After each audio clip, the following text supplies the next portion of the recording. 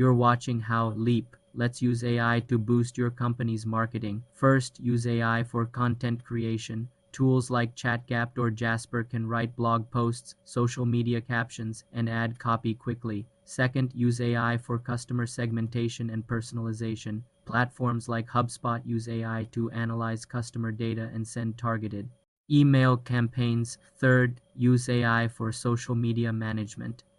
Tools like Hootsuite Insights or Sprout Social use AI to suggest the best times to post and analyze sentiment.